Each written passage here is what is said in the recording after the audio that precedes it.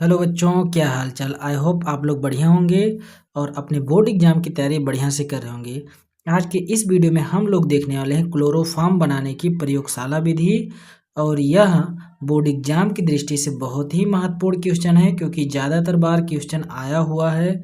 तो हमको इसको बेहतर तरीके से पढ़ना होगा और इसके चित्र को भी समझना होगा। और ये जो क्वेश्चन है तुम्हारा, ये समझ लीजिए कि इस बार आ चुका है। उस दृष्टि से जब आप देखकर पढ़ेंगे तो आपको ज़्यादा बेहतर और ज़्यादा ही अच्छी जानकारी हो जाएगी।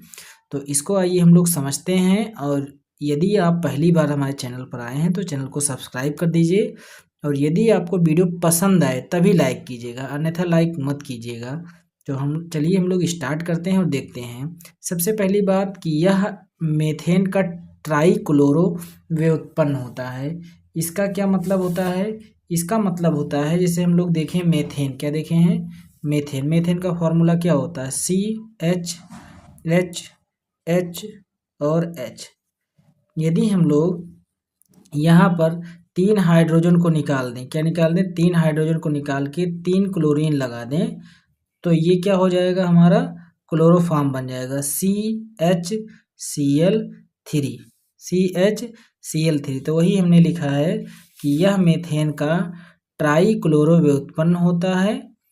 दूसरी बात, इसका सूत्र जो होता है CHCl3 होता है। IUPAC में इसका क्या नाम होता है? तो 111 ट्राईक्लोरोमेथेन होता है। ये तो कुछ बेसिक बातें थी क्लोरोफॉर्म के बारे में। हम लोग देखते हैं कि क्लोरोफॉर्म को प्रयोगशाला में किस तरह से बनाया जाता है। तो उसको हमने लिखा है निर्माण की विधि। तो प्रयोगशाला में क्लोरोफॉर्म का निर्माण एथिल एल्कोहल C2H5OH, इसको कहते हैं एथिल एल्कोहल या एसीटोन पर। देखो, चाहे एक इसमें से लेना, चाहे एथिल एल्कोहल लो या एसीटोन लो, उस पर जब विरंजक चूड़ का, यानी कि ब्लीचिंग पाउडर इसको कहते हैं, विरंजक चूड़ का ब्लीचिंग पाउडर की क्रिया द्वारा प्रयोगशाला में क्लोरोफॉर्म बनाया जाता है। ठीक है, दो में से एक लेना, चाहे तो हम एथिल एल्कोहल लें या एसीटोन लें, और उससे जब हम लोग विरंजक चूड़ की अभिक्रिया करवाएंगे तो हमको क्लोरोफॉर्म प्राप्त होगा। हमने इसके लिए एक चित्र बनाया है। देखिए, आपको बोर्ड एग्जाम में चित्र इसी तरह से बना के आना है।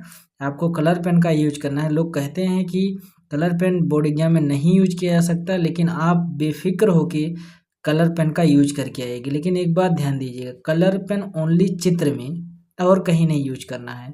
ठीक है, इसी तरह से आपको बना के आना है। एग्जाम आपको 100% नंबर देगा। सबसे पहले आप देखें यहाँ पर, तो एक स्टैंड बनाया जाता है ताकि ये व्यवस्थित रूप से रुका रहे, गिरे ना।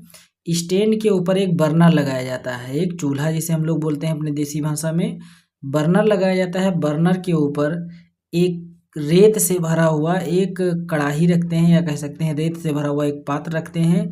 जब रेत गर्म हो जाता है तो उस पर फ्लास्क रख दिया जाता है, और फ्लास्क के अंदर एथिल एल्कोहल और प्लस में विरंजक चूड़ होता है। एथिल एल्कोहल और विरंजक चूड़ होता है। जब ये आपस में मिक्स हो जाते हैं, अपक्रिया हो जाती है। अपक्रिया के बाद में ये गर्म होकर इस पाइप के थ्रू इधर से आकर क्लोरोफॉर्म इधर एकत्रित होने लगता है। लेकिन ये गर्म बहुत ज़्यादा होता है, तो गर्म होने से क्या होता है, इसको हमको शीतलकन करना पड़ेगा, ठंडा करना पड़ेगा। तो यहाँ पर लगा होता है संघनित्र। क्या लगा होता है? संघनित्र। और एक तरफ से पानी डालते हैं और दूसरी तरफ से पानी निकलता रहता है, और ये ठंडा होकर के क्लोरोफॉर्म बन जाता है। और यह जो प्रक्रिया होती है ये 4 प्रकार चरणों में होता है, मतलब 4 चरणों में अभिक्रिया इसकी होती है, तब जाके ये प्राप्त होता है। यहाँ से डायरेक्टली नहीं प्राप्त होता कि यहाँ हमने एथिल अल्कोहल को, विरंजक चूड़ को गर्म किया, तुरंत निकल गया। इसके लिए 4 प्रोसेस होता है। 4 प्रोसेस से गुजरने के बाद में ही ये अभिक्रिया होता है। जरा हम इस चित्र में थोड़ा बहुत समझ लेते हैं, फिर उन चारों हम लोग अभिक्रिया को भी जरूर देखेंगे कि वो चारों स्टेप क्या है। सबसे पहली बात, इसको हम लोग स्टैंड कहते हैं। ये जो आग जैसा जल रहा है इसे हम लोग बर्नर कहेंगे। यहाँ जो ये लगा हुआ है इसे कहते हैं रेगुलेटर। इसके अंदर विरंजक चूड़ और एथिल अल्कोहल है, और इसके अंदर जल भरा हुआ है, और इसका नाम है संघनित्र। और ये भी जो है ये स्टैंड है, ये जो है ये फ्लास्क है, इसके अंदर जो भरा हुआ है ये क्लोरोफॉर्म है। ठीक है, इसी तरह से हमको बोर्ड एग्जाम में बना के आना है। ठीक है, और इसकी जो चारों अभिक्रियाएं हैं वो कुछ इस प्रकार से हैं, हम लोग यहाँ पर देखेंगे। इस विधि में होने वाली अभिक्रिया 4 चरणों में संपन्न होता है।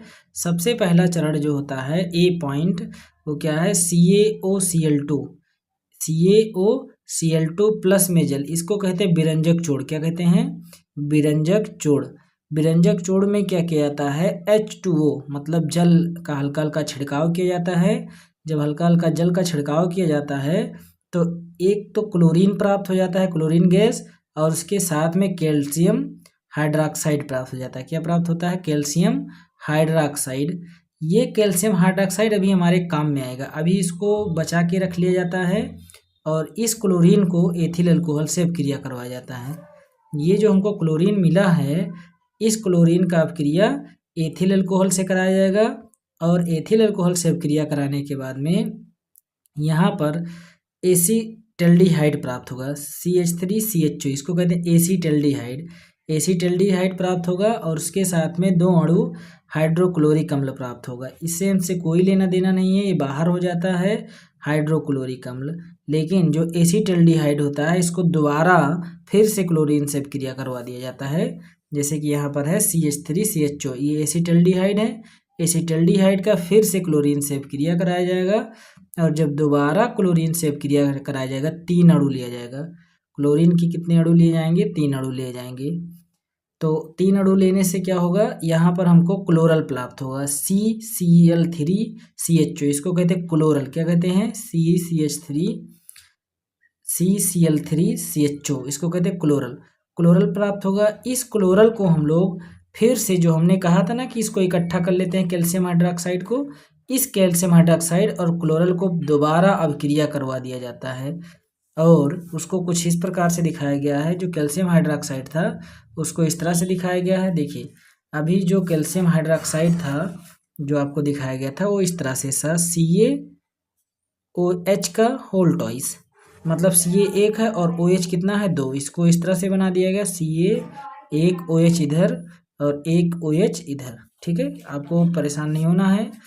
CaOH और उसके साथ में क्या, 2 अणु क्लोरल ले लिया गया, एक अणु ऊपर एक अणु नीचे है और यहाँ से H और यहाँ से CCl3, ये आपस में मिलके क्लोरोफॉर्म बना लेंगे और बाकी जो बचा हुआ है COOH या फिर HCOO, इसको कहते हैं कैल्शियम फॉर्मेट, ये प्राप्त हो जाता है। तो इस तरह से हमारा चारों अपक्रियाएं संपन्न हो जाती हैं क्लोरोफॉर्म बनाने की। इसके कुछ भौतिक गुणधर्म हैं जो हमको देखना आवश्यक है।